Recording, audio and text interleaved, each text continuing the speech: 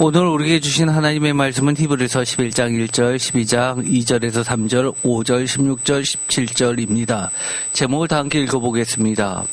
에서의 믿음의 실패, 불신앙을 통해 배우는 예수 그리스도의 믿음 2부. 아멘. 우리가 지난 시간에 어느 정도 말씀을 서론격으로 나눴습니다. 사실 지난 시간에 했던 말씀은 히브리서 전체의 이해를 돕는 굉장히 중요한 말씀입니다. 히브리서 하면 떠오르는 중요한 말씀이 믿음이고, 또 선진들의 믿음에 대해서 여러 장에 걸쳐서 자세하게 설명이 되어 있는데 잘못 읽으면 그 각각이 다 별개의 이야기 같습니다. 그러나 우리가 지난 시간에 했었던 말씀을 가만히 생각해 보면 다 하나로 이어지게 되어 있습니다. 예수 그리스도입니다. 믿음이란 무엇일까라고 물어보면 성경에는 다양한 믿음이 있다고 말씀을 드렸죠.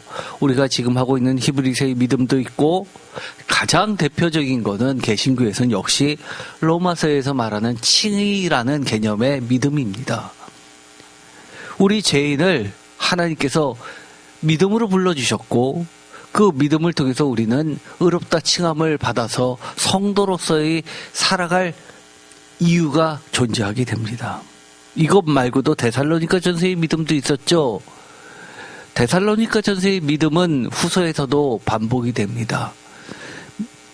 믿음의 행위라고도 번역되어 있고, 믿음의 역사라고 개역개정이 되어 있죠. 또 원뜻을 살리면 열매라고도 볼 수 있다고 말씀을 드렸습니다. 이처럼 믿음은 매우 다양하게 소개되고 있습니다. 또 야고보서의 믿음이 있죠. 행위이다 믿음이냐를 분리하는 게 사실 아닙니다. 그 밖에도 성경에 나타나는 다양한 믿음들이 존재합니다. 우리가 믿음을 이야기할 때 히브리서에서는 그런 과연 믿음을 어떻게 이야기하는지 명확하게 알 필요가 있습니다. 히브리서 12장 1절에 이러므로 우리에게 구름같이 둘러싼 허다한 증인들이 있으니 라고 시작하고 있는데, 이 1절의 말씀은 그 전에 있었던 11장의 허다한 증인들에 대한 이야기가 먼저 소개되어 있고, 그 다음에 이 많은 이야기에 대한 공통점을 한마디로 정의 내리고 있는 겁니다. 허다한 증인들, 이것은 다 믿음을 인정받은 선진들입니다. 하나님으로부터 정말 믿음의 선조들이다, 잘했다 칭찬받는 자들입니다. 우리가 얼마나 부러워합니까? 아브라함 같은 믿음 갖고 싶지 않습니까? 아벨과 같은 믿음 갖고 싶지 않습니까? 에녹과 같은 믿음, 그리고 노아와 같은 믿음, 너무너무 부러운 믿음의 선배들이죠. 우리도 그렇게 될 수 있다는 겁니다. 히브리서 기자는 그들만의 믿음이 아니라 우리 또한 그런 하나님으로부터 인정받는 믿음이 된다고 이야기하고, 오히려 우리는 그들보다 더 나은 위치에 있다고 이야기를 하고 있는 겁니다. 어떤 위치요? 그들은 약속은 받았지만 실체를 만나지 못했다고 하는 겁니다. 그런데 우리는 어떻다고 합니까? 단순히 그림자가 아니라, 아브라함은 그림자라고, 모세도 그림자만을, 즉 예수 그리스도라는 실체를 만나보지 못하고, 구약의 하나님의 모든 말씀이 지향하고 있는 예수 그리스도를 직접 만나지 못하고, 그림자로서, 예표로서, 또는 지칭하는 하나님의 약속의 말씀으로서만 예수 그리스도를 만났다라고 이야기하는 것입니다. 반면에 우리는 예수님을 직접 만나지 않았냐? 어떻게 그들과 우리가 비교될 수 있느냐라고 이야기하는 것과 똑같습니다. 그렇기 때문에 히브리서 기자는 우리에게 이렇게 이야기하는 겁니다. 한 번 은혜를 받았는데 그 은혜가 얼마나 갇힌 것이냐? 모세가 받았던 은혜, 아브라함이 받았던 은혜, 에녹이 받았던 은혜보다도 비교할 수 없는 은혜라는 겁니다. 그들도 간절히 소망했지만 하나님이 그들에게는 예수 그리스도의 은혜를 우리처럼 허락해 주지 않으셨는데 우리는 그 은혜를 맛보지 않았느냐. 그런데 어떻게 배반할 수 있겠느냐라고 하면서 그들, 특히 출애굽한 세대들이 모두 다 약속은 받았지만 가나안 땅에 들어가지 못하고 멸망당했던 것을 비교해보면 우리들의 은혜는 그들의 은혜하고 비교할 수 없을 정도로 크기 때문에 배반했을 때 얼마나 더 큰 멸망이 있겠느냐라고 이야기를 하는 겁니다. 그래서 회개할 수 없나니라고까지 이야기하는 겁니다. 그 이야기는 회개 불가능을 이야기하는 것이 아니라 은혜의 중요성과 거대성을 이야기하는 겁니다. 은혜의 절대성을 이야기하는 거지 회개의 불가능성에 초점을 맞춘 얘기가 아닙니다. 하나님의 은혜는 그 다른 모든 것에 비교했을 때 예수 그리스도를 빼놓고는 이야기할 수 없다고 이야기하는 겁니다. 그러면서 이야기하고 있는 것들이 있죠. 히브리서 11장 1절 믿음에 대해 정의를 합니다. 다 같이 읽겠습니다. 믿음은 바라는 것들의 실상이요 보이지 않는 것들의 증거니. 아멘. 세 번역으로도 읽어보겠습니다. 믿음은 바라는 것들의 확신이요 보이지 않는 것들의 증거입니다. 아멘. 두 가지가 나오죠. 바라는 것들, 보이지 않는 것들. 그것의 실상이고 증거라고 이야기합니다.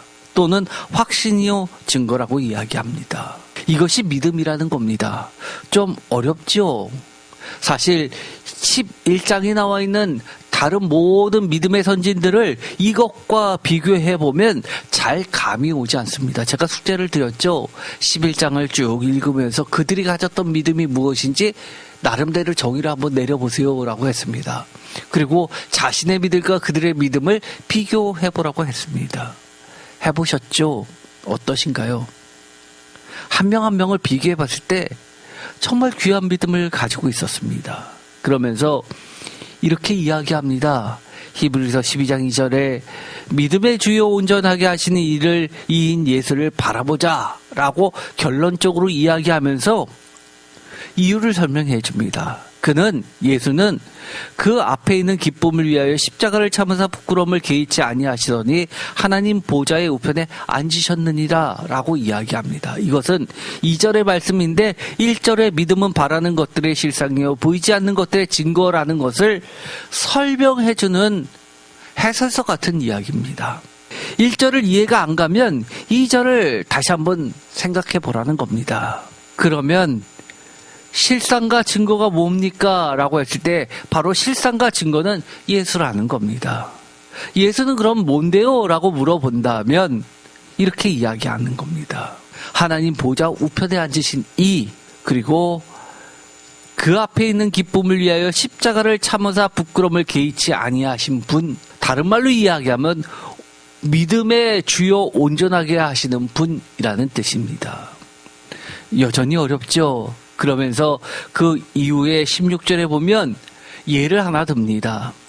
바로 에서의 얘기를 듣죠. 우리도 어떤 믿음 갖고 싶으신가요? 하나님 보좌 우편에 앉는 믿음 갖고 싶지 않아요?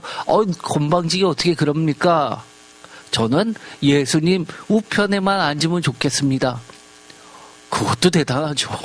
하나님 우편에 예수님 우편에 누가 앉아 있을까요? 아마 100명 기독교인들에게 물어보면 예수님 우편에는 베드로지 이러신 분이 계실 거고, 어떤 분은 사도 바울이지 라고 이야기하는 분도 계실 겁니다. 로마 캐톨릭 같은 경우에 당연히 예수님 우편에 베드로라고 주장할 겁니다. 왜요? 천국의 열쇠를 가진 자니까 라고 이야기합니다. 그런데 과연 그럴까요? 아무도 모릅니다. 하나님만 아시죠. 제가 이렇게는 여러분에게 축복 드릴 수 있어요. 제가 간절히 소망하는 거. 저는요, 사실 예수님 우편에는 못 앉을 것 같습니다.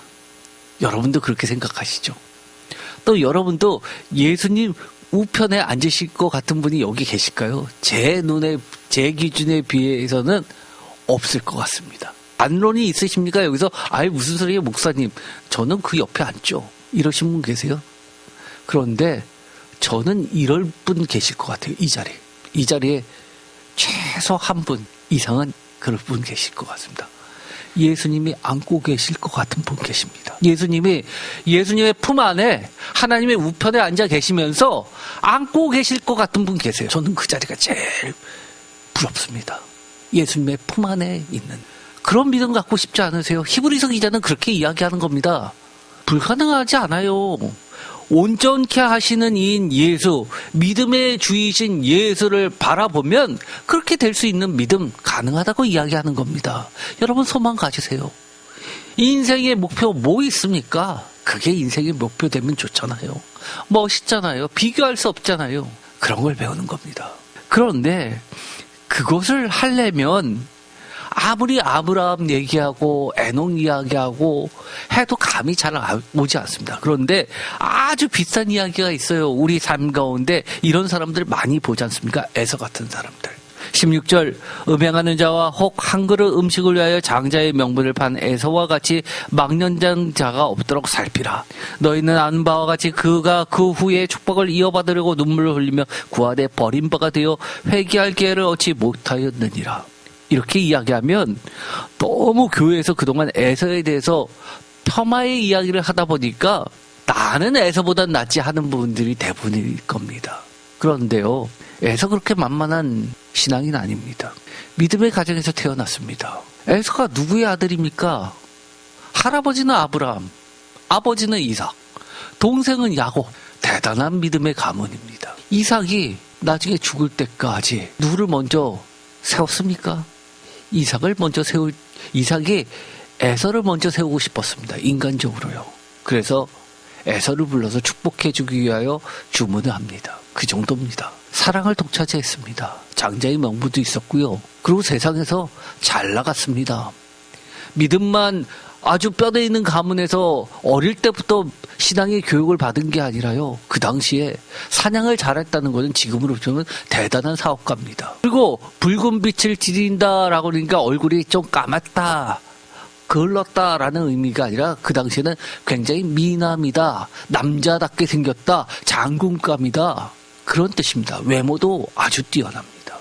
야곱이 나중에 축복을 가득 받아서 가나안 땅으로 올 때 형이 자기를 잡으러 온다는 두려움 때문에 자기의 온 가족과 재물과 종들을 3등분합니다.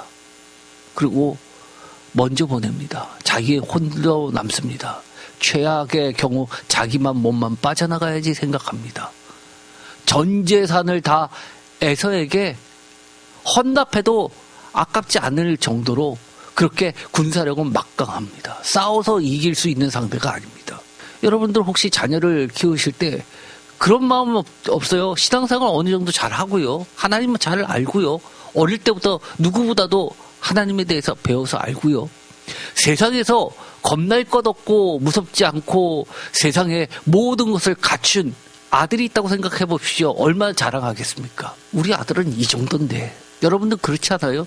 교회에서 자녀가 세상에서 부러워하는 직종 아니면 자격증을 따면 태도가 달라집니다. 말투도 달라지고요. 우리 그런 모습 늘 다 갖고 신앙생활을 합니다.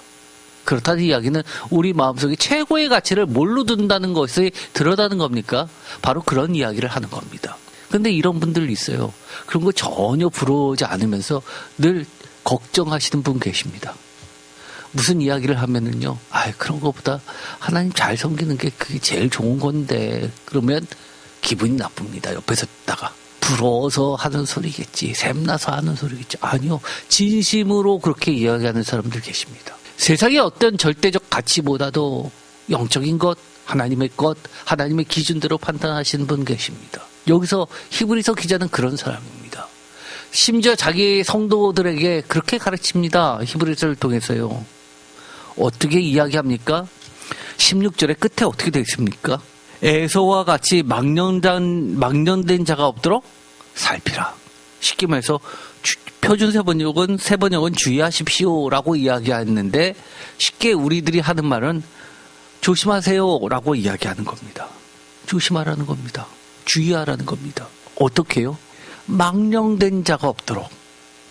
왜 에서를 망령된 자라고 이야기했는지를 이해하면 히브리서 기자가 이야기하는 믿음이 이런 거구나라는 것을 배우게 됩니다. 16절 다시 한번 읽어볼까요? 음행하는 자와 혹 한 그릇 음식을 위하여 장자의 명분을 판 에서와 같이 망령된 자가 없도록 살피라. 에서를 우리가 잘 알고 있습니다. 성경을 어느 정도 알고 있는데요. 성경에 보면 에서에 대한 이야기에 음행에 관련된 이야기 있습니까? 창세기에? 있어요? 없습니다. 유다는 있습니까? 유다 있죠. 며느리하고의 사건 있습니다. 그런데 에서는 없습니다. 다만 이런 이야기는 있죠. 이방 여인을 부인으로 맞이하는 바람에 부모의 근심을 삽니다. 거기까지만 기록이 되어 있습니다. 분명히 성경에는 안 나왔지만 부모의 근심거리가 될 정도로 그 문제로 인하여 여러 가지 이야기가 오고 갔을 것이라고는 충분히 예상 가능합니다. 이삭은 여전히 신앙적인 아내를 맞이하기를 바랬을 것으로 상상이 됩니다. 그러나 선택 기준에 무엇이 없었다는 겁니까? 하나님에 대한 개념이, 생각이, 중요성이 전혀 없었다는 겁니다. 또 한 가지 기록된 게 있습니다. 음행 이야기가 있는데요. 혹 한 그릇 음식을 위하여 장자의 명분을 판 에서와 같이, 이 두 번째 이야기는 아주 잘 알고 있습니다. 그런데 우리가 현실 속에서 이걸 놓고 한번 생각해 볼까요? 장자권하고 바꿉시다라고 말하고 팥죽을 한 그릇 배고파서 동생으로부터 얻어먹었다고 칩시다. 장자권이 사고 팔 수 있는 겁니까? 엄이 있습니까? 유언장처럼 도장 찍어가지고 그렇게 해가지고 증명해서 법적으로 효력이 있습니까? 전혀 관계없습니다. 그거 100번 한다고 장자권이 날아갑니까? 세상에서요. 생각해보세요. 에서는 내가 그까짓 것 얘기해도 전혀 바뀌지 않을 것이라는 것을 너무나 잘 알고 있는 자입니다. 어떻게 보면 이럴 수가 있었을 것 같습니다. 장자권하고 바꾸자고? 그래, 네 맘대로 해봐. 네가 그것을 산다고 살 수 있는 거야? 태어날 때부터 다른 건데. 그리고 아버지가 계시잖아. 너가 달라고 한다고 아버지가 줄 것 같아? 평소에 아버지가 나한테 했던 행동들 마음대로 해봐. 그렇게 되나? 라는 자신감도 있었을 것 같습니다. 세상 살 때요, 이게 문제가 됩니까? 그런데 하나님은 문제가 됩니다. 세상에서 만만해 보이는 것, 그러나 하나님 앞에서는 절대 만만하지 않은 것들이 있습니다. 어떤 게 그러면 하나님 앞에서는 중요하고, 어떤 건 하나님 앞에서 중요하지 않고, 어떤 건 세상에서 중요하고, 어떤 건 세상에서 중요하지 않을까요? 세상에서는 굉장히 중요한데요, 하나님은 아주 하찮게 여기는 게 있습니다.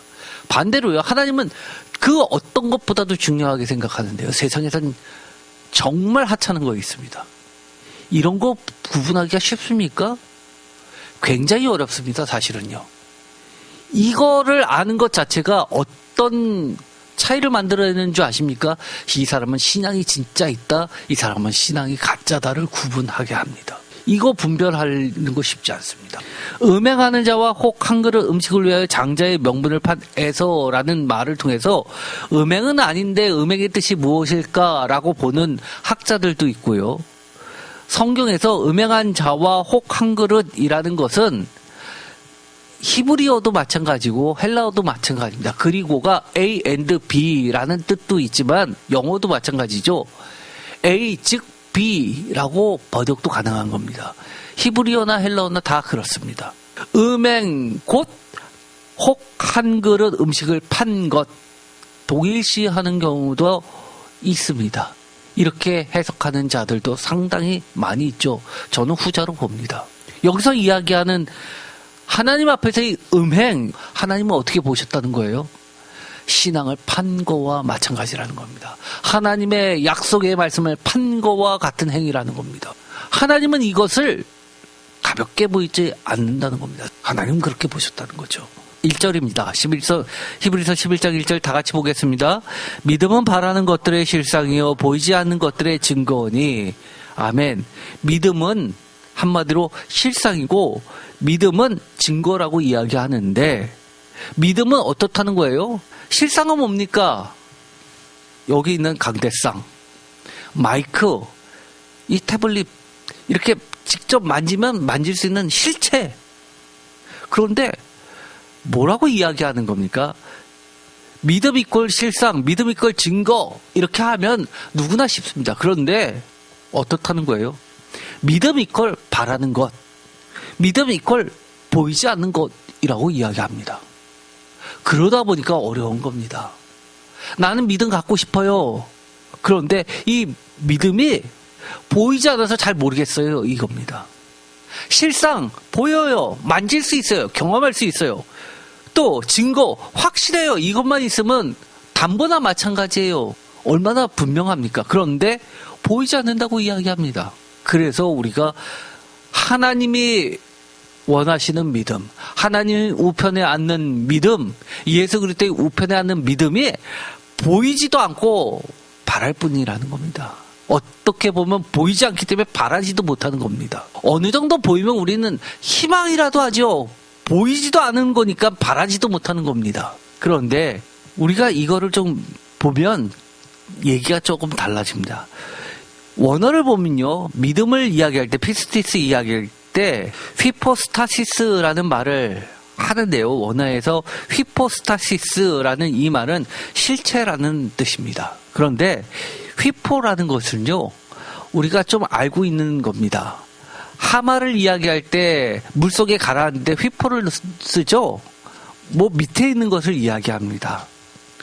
스타시스 할 때 스타시스라는 것은 스탠스라고 하는 건데, 속에 있는 서 있는 것, 이거 뭡니까? 실체라는 겁니다. 코어라는 겁니다. 겉에는 안 보이지만 속에 들어가면 있는 핵심이라는 겁니다. 그래서 영어로 이야기하면 뭐라고 이야기하냐면 substance라는 말을 씁니다. 이게 가장 1차적인 뜻입니다. substance. sub은 서브웨이 할 때 지하, 밑에 속에 들어가 있는 거죠. substance에서 속에 있는 본질을 이야기합니다. 그래서 NASB 같은 것은 이것을 assurance라고도 번역합니다. 또는 킹 제임스 버전에서는 confidence로도 번역을 합니다. 뭡니까? 안에서, 깊은 곳에서 이거는 진짜 내가 확실한데 라고 되어 있으면 어떻게 돼요? 바깥으로 표출이 됩니다. 안에 있지만 드러나는 모습이 다양한데요. 때로는 자신감으로, 어떨 때는 확신으로 드러납니다. 너무나 분명하기 때문에요. 예를 들어서 뭡니까? 내가 내 아내를 사랑합니다. 그러면 어떻게 돼요? 평소에는 잘 모르는데요. 위협이 닥치면 내 아내를 지키려고 내 모든 걸 겁니다. 내 자녀를 사랑합니다. 평소에는 잘 몰라요. 자녀가 맨날 우리 엄마는 맨날 나만 혼내라고 불평할지 모르지만 정말 위험이 닥치면요, 엄마 뒤에 가서 숨습니다. 안에 감춰져 있지만 표출되게끔 되어 있는 겁니다. 컨피던스로, 어시어런스로. 그 네이처, 본질은 바뀌지 않습니다. 없는 것 같지만 가장 핵심적으로 있는 겁니다. 존재하는 겁니다. 그래서 히브리서 1장 3절에는 똑같은 말을 이런 데 썼습니다. 3절 다 같이 읽겠습니다. 이는 하나님의 영광의 광채시여 그 본체의 형상이시라. 그의 능력의 말씀으로 만물을 붙드시며 죄를 정결하게 하시는 일을 하시고 높은 곳에 계신 지극히 크신 이의 우편에 앉으셨느니라. 아멘. 여기서 본체를 뭐라고 설명하고 있습니까? 사실은 예수님을 보면 누구랑 똑같다는 얘기예요? 하나님과 똑같다는 얘기입니다. 우리가 하나님을 본 자가 있습니까? 없죠. 그러나 예수님을 본 자는 하나님을 봤습니다. 제가 하나 더 나갔었죠. 늘 설교할 때 제가 쓰는 말입니다. 우리가 예수님 보았습니까? 예수님 보았습니까? 제가 몇 번 얘기했죠. 예수님 보셨어요, 여러분들? 어떻게 보셨죠? 그렇죠. 말씀 보면, 성경책 보면, 예수님의 하신 말씀, 기록된 말씀 보면 예수님 보입니다. 그게 실체입니다. 믿음이 없으면 이렇게 이야기하죠. 아유, 21세기 예수님이 언제 죽으셨는데 당신이 예수님을 봤어요? 어떻게 자기가 예수님을 보지도 못하면서 어떻게 예수의 증인이 된다는 거예요? 그건 뭐를 이해하지 못했기 때문에 그래요? 실체를 모르기 때문에 그런 겁니다. 본질을 모르기 때문에 그런 겁니다. 하나님의 말씀 성경책을 보면 예수님이 보이고요. 예수님을 보신 분들은, 예수님을 만난 분들은 하나님을 보고 하나님을 만난 겁니다. 그게 바로 substance의 개념입니다. 휘포스타시스의 개념입니다. 아닌 것 같지만, 겉모습은 아닌 것 같지만 실체는 그렇다는 겁니다. 본질적으로요. 본질이 그렇다는 겁니다. 그래서 이 예수님은 어떤 일을 하세요? 그의 능력의 말씀으로 만물을 붙드십니다. 원래 만물을 붙드시는 분이 누굽니까? 하나님으로 알고 계셨습니다. 그런데 예수님이 그렇다는 겁니다. 죄를 정결하게 하시는 분, 구원시키는 분도 하나님으로 알고 있었습니다. 모세도 그랬습니다. 그런데 예수님을 만나고 나니까 예수님이 바로 죄를 정결하게 하시는 분이라는 것을 깨닫게 됩니다. 그리고 높은 곳에 계신 지극히 크신 의의 우편에 앉으셨다고 이야기합니다. 다른 말로 이야기하면 하나님 우편에 앉아 계신 분이라는 뜻은 다른 말로 무엇과 같은 이야기입니까? 믿음을 이야기할 때 이렇게 이야기했습니다. 히브리서 12장 2절 뒷부분 하반절을 다 같이 읽어볼까요? 그는 그 앞에 있는 기쁨을 위하여 십자가를 참으사 부끄러움을 개의치 아니하시더니 하나님 보좌 우편에 앉으셨느니라. 아멘. 뭐라고 그래요? 하나님 보좌 우편에 앉으신 분으로 이야기하는데 이 말을 무엇으로도 바꿀 수 있다고 하는 겁니까? 히브리서 저자는 1장 3절에 있으면 그 뒷말을 이렇게 바꿀 수 있다는 겁니다. 하나님 영광의 광채시요 그 본체의 형상이시고 그의 능력의 말씀으로 만물을 붙드시며 죄를 정결하게 하시는 일을 하시는 분으로서 등극되었다라고 이야기하는 겁니다. 이해되시죠? 그러면 이 앞에 있는 믿음을 이야기하면 이 3절의 말씀 갖고 이야기할 수 있죠. 믿음은 무엇입니까? 라고 하면 믿음은 이렇게도 이야기하는 겁니다. 믿음은 예수님의 능력의 말씀으로 만물을 붙들기도 하고 죄를 정결하게 하는 일도 할 수 있는 게 믿음입니다. 라고 이야기할 수 있는 겁니다. 또 에스겔서 19장에는 똑같은 말을 이렇게 씁니다. 5절. 물론 이것은 70인역 성경을 기준으로 이야기하는 겁니다. 다 같이 읽겠습니다. 암사자가 기다리다가 소망이 끊어진 줄을 알고 그 새끼 하나를 또 골라 젊은 사자로 키웠더니 희망이 끊어졌다라고 할 때 이 이야기입니다. 원문은 어떻게 되어 있습니까? 이게 암사자를 기다리다가 소망이 끊어진 줄 알고 희망이 끊어진 줄 아는 것이 사실 이 실체가 없다는 겁니다. 다른 말로 이야기하면 확신이 사라졌다는 얘기입니다. 단순히 이 암사자가 그랬으면 좋겠어라는 차원이 아니라 이건 가능성 제로야. 0.1%도 전혀 있을 수가 없는 거야. 라고 확신하는 겁니다. 또 이런 말에도 쓰입니다. 고린도후서 11장 17절. 이것은 헬라어 성경이죠. 다 같이 읽겠습니다. 내가 말하는 것은 주를 따라 하는 말이 아니요 오직 어리석은 자와 같이 기탄 없이 자랑하노라. 기탄 없이 세 번역은 이렇게 번역합니다. 지금 내가 하는 말은 주님의 지시를 따라 하는 말이 아니라 어리석음에 빠져서 자랑하기를 이렇게 장담하는 사람처럼 어리석게 하는 말입니다. 이것도 휘포스타시스입니다. 어떻게 해요? 장담입니다. 장담이 너무나 분명해서 확신 그 이상이어서 라고 이야기하는 겁니다.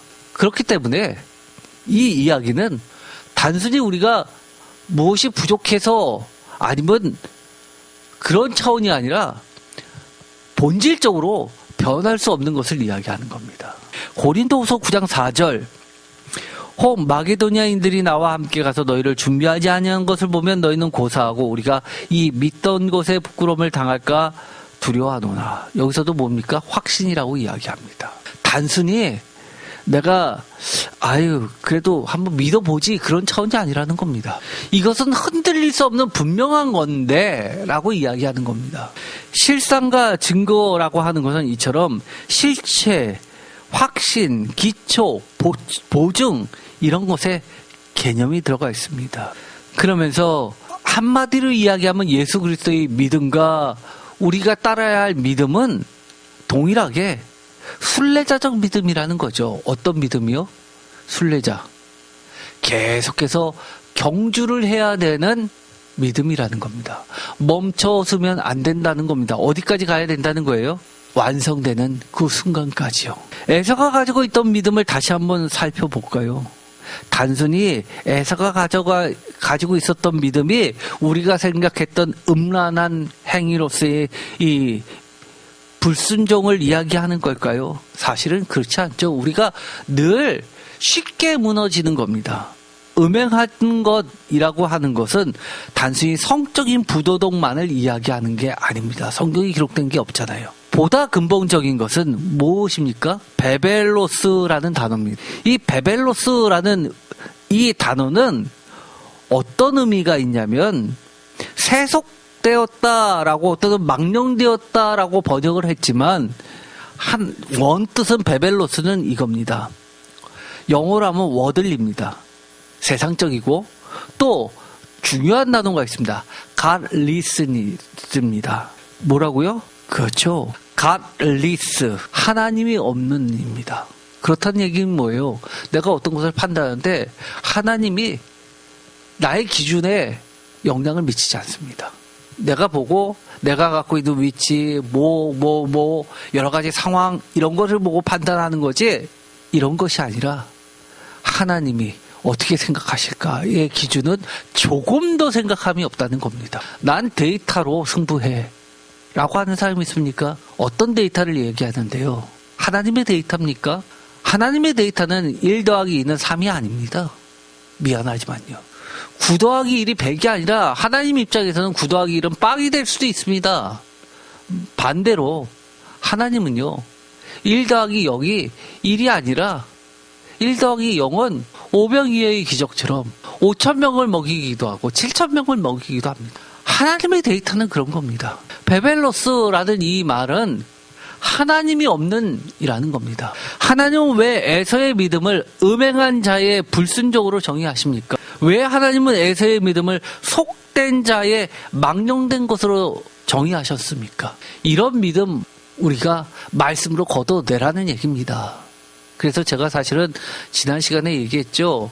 우리가 순서적으로 나가면 말씀의 검으로서 수술받는 집도의 이야기를 해야 되는데 도려내야 되는 이 암덩어리가 사실 무엇인지를 알아야지 말씀으로 도려내죠. 그래서 이 에서의 이야기를 먼저 하는 겁니다. 우리 가운데 에서의 이야기 없습니까? 에서의 믿음 없어요? 다 갖고 있죠. 어느 정도 신앙생활합니다. 그런데 막상 내가 어떤 결정을 하고 내가 어떤 거에 흔들릴 때는 하나님 때문에 흔들리는 게 아니라 뭐 때문에 흔들려요? 하나님이 없어서 흔들리는 겁니다. 그래서 히브리서 기자는 계속 우리한테 얘기하는 게 딱 하나입니다. 뭐라고 얘기해요? 믿음을 이야기하면서 뭘 얘기합니까? 다른 거 복잡하게 얘기 안 합니다. 아주 간단하게 이야기하죠. 뭘 얘기했습니까? 이것은 외워야 되죠. 2절 다 같이 읽겠습니다. 믿음의 주여 또 온전하게 하신 이인 예수를 바라보자. 아멘. 이겁니다. 히브리서 기자는 다른 걸 다 제껴놓고 딱 이거 이야기합니다. 믿음에 대해서 이야기하고 싶은데 11장에 그렇게 수많은 사람의 이야기를 했고 12장에도 에서의 이야기를 했고 한쪽은 긍정적인 얘기 한쪽은 부정적인 얘기를 했지만 정 가운데 믿음을 정의하면서 이겁니다. 믿음의 주요 온전하게 하신 이인 예수를 바라보라고 이야기를 하는 겁니다. 믿음에 대해서 알고 싶어요? 그러면 예수를 보세요. 예수의 믿음 닮으세요. 이겁니다. 예수의 믿음에는 어떤 믿음이 있었습니까? 우리 복음서에 많이 읽었습니다. 예수님이 무슨 결정을 하시고 어떤 핍박을 받을 때도 다 무슨 말씀으로 하십니까? 하나님의 말씀으로 하시고요. 선택할 때도 다 하나님의 기준대로 하나님의 선택대로 하십니다. 어떤 상황 속에서요? 내가 이 말을 했을 때 분명히 상대방이 이거를 갖고 나를 트집 잡아서 고발하고 고소하고 십자가에 넘길 것을 알면서도 그렇게 하십니다. 왜요? 거기에는 하나님이 계시기 때문입니다. 그 차이입니다. 예수님의 믿음, 왜 우리가 예수님을 바라봐야 됩니까? 라고 하면 딱 하나입니다. 그 중심에는 하나님이 계시기 때문에 하나님의 말씀을 그 무엇보다도 중시하셨기 때문에 다른 말로 이야기하면 예수님은 말씀이 육체가 되신 분이시기 때문에 예수님 이꼴 말씀이시기 때문에 입니다. 이해되십니까? 에서는 뭐가 없었다는 겁니까? 뭘 망령되이 여겼다는 겁니까?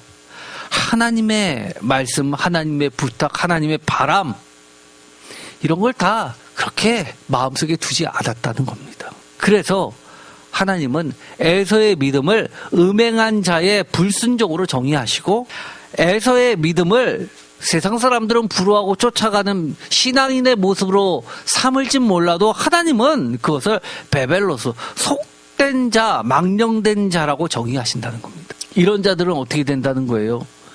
결국 회개할 기회가 없다는 것이고요. 울면서 후회해도 나중에는 소용없다는 겁니다. 에서가 했던 것, 한 그릇 음식하고 그 축복의 장자권하고 비교해서 따져서 했던 겁니까? 아니요. 에서가 보기에는요, 이거는 내가 장자의 권한을 팔고 싶어도 팔 수 있는 게 아니라고 본 겁니다. 이거 돈으로 주고 사고 할 수 있어요? 내가 판다고 저 사람이 가져갈 수 있어요? 아버지와 나의 혈연의 관계가 그렇게 사고 할 수 있는 거예요?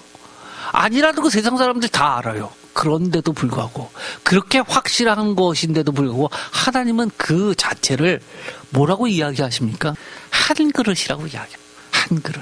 미아라고 하는 단어는 하나라는 뜻도 있지만요, 그까짓 것이라는 뜻도 가지고 있습니다. 정말 별것도 아닌 것의 의미도 가지고 있는 겁니다. 우리 세상 살 때 우리가 중요하다고 하지만 하나님은 하찮게 여기는 것들 많습니다. 이런 거 구분 못하면 다 뭐라는 겁니까? 우리 다 애서대는 겁니다. 너무 자신감 있는 거 좋아하지 마세요. 저는 성경책을 보면서 정말 세상에도 안타까운 게 너무 많은데 그 중에 하나가 교만한 자는 패망의 선봉이라는 것입니다. 너무너무 재주가 많고 똑똑하고 잘나면 뭐합니까? 하나님 없이 사는데요. 너무 망령됩니다. 하나님이 그랬다 그러면, 하나님의 말씀이 그렇다면 두렵고 떨어야죠. 두렵고 떠는 게 전혀 없는 사람들이 있습니다. 세상에서 무엇인가를 배우려면 돈을 수없이 내고 시간도 쪼개서 배우려고 애씁니다. 그런데요, 하나님 말씀 배우는데 너무너무 하찮게 생각하는 분들 계십니다. 저는 그런 거 보면 너무 안타깝습니다. 다 애서입니다. 애서가 버린 게 무엇입니까? 장자의 명분 버렸다고요? 사실 하나님의 입장에선 장자의 명분을 버린 게 아니라 뭘 버린 겁니까? 하나님 말씀을 버린 겁니다. 하나님의 귀함을 버린 겁니다. 하나님 버린 겁니다. 하나님의 축복권, 그거 내가 형제들 앞에 축복권을 안 가져도 되잖아요. 내 자식들한테서 내가 축복권은 있는데. 그런 차원이 아니지 않습니까? 예를 들어서 야곱이 12 아들에게 축복 기도를 해줍니다. 요셉은 또 요셉의 아들들에게 축복권이라는 게 있을 거 아닙니까? 유다는 유다 자녀들에게 축복권이 아버지로서 있을 거 아닙니까? 다만 유다가 이 야곱의 아들들 전체에 대한 축복권은 없을지라도 장자가 아니기 때문에 그런 거를 다 바라지 않아도 사는데 지장 없잖아요. 장자의 명분, 우리는 많은 분들이 그렇게 생각합니다. 장자의 명분이 그렇게 중요한가? 중요하지 않을 수 있어요. 그런데 하나님 입장에서는 이것을 장자의 명분을 팔았다는 것은 어떤 의미로 하나님은 받아들이셨냐면, 이거는 나를 버린 거야. 하나님의 말씀을, 하나님의 귀한 약속을, 하나님의 약속을 귀하게 여기지 않았다는 것을 하나님은 보신 겁니다. 우리 세상 살 때 그런 사람들 많습니다. 하나님의 약속 별로 그렇게 중시 안 합니다. 많은 교회에서 자꾸 애서 이야기할 때 장자, 축복권, 특권 이런 걸 자꾸 이야기하지만요. 사실 야곱이 도망다니면서 에서에게 취했던 행동들을 보면요, 여전히 에서는 막강하고 세상에서 복을 받고 있는 존재입니다. 그런데 성경에 그런 이야기가 싹 빠져 있습니다. 얼마나 대단한지에 대해서 싹 빠져 있고 나중에 후에 가서 뭐로 드러납니까? 에돔 족속으로서 드러납니다. 바위 높은 곳에 사는 자들이라는 걸로 나중에 나오게 됩니다. 요새로서 나오죠. 그런데 성경이 기록이 안 돼 있다는 건 뭡니까? 세상으로는 바위 높은 곳에 살면서 지배자로서 살지는 모르지만 하나님은 전혀 인정 안 한다는 거죠. 하늘나라에 갑니다. 심판대 앞섭했습니다. 하나님이 심판할 때 A와 B가 있는데 A는 그래 하고 본척만 척 하십니다. 근데 B를 봤는데 차를 마시자, 야, 차 좀 갖고 와 하면서 이 사람과 1시간 2시간 계속 얘기합니다. 야, 너 그때 그랬지. 이 사람이 그림자 취급 당합니다. 성경은 그런 겁니다. 에서에 대해서 정말 한 장도 소개되지 않습니다. 직접적으로. 정말 한 줄 정도 지나갑니다. 아주 미약하게 야곱에 비해서 그렇게 지나갑니다. 그렇다는 얘기는 하나님 입장에서는 거의 보이지 않는다는 얘기입니다. 무시한다는 겁니다. 여러분 어떤 존재 되고 싶습니까? 하나님 앞에서는 우리가 야곱이 창세기에 몇 장이나 기록되어 있습니까? 성경 전체에 야곱 검색해보면 몇 번 검색돼서 나옵니까? 하나님이 이강민하고 검색하면 몇 번이나 거론될 것 같습니까? 하나님의 심판대, 예수 그리스도의 심판대 앞에서 하나님 앞에서 기록되고 하나님 앞에서 기억되는 존재, 그리고 그렇지 못한 존재가 바로 에서의 이야기입니다. 에서는 하나님에 대해서 망령된 자라는 겁니다. 하나님의 약속을 매우 하찮게 여긴 자라는 겁니다. 오늘은 여기까지 하도록 하겠습니다. 아주 어떻게 보면 여러분이 익히 알고 있는 자라고 생각할지 모르지만 믿음에 관련된 것과 비교해 본다면 에서의 믿음은 어떤 믿음입니까? 에서가 믿음이 아예 없었습니까? 아니요. 세상 사람들 보기에는 에서는 믿음이 있었던 겁니다. 그런데도 불구하고 어떤 믿음입니까? 불순종입니다.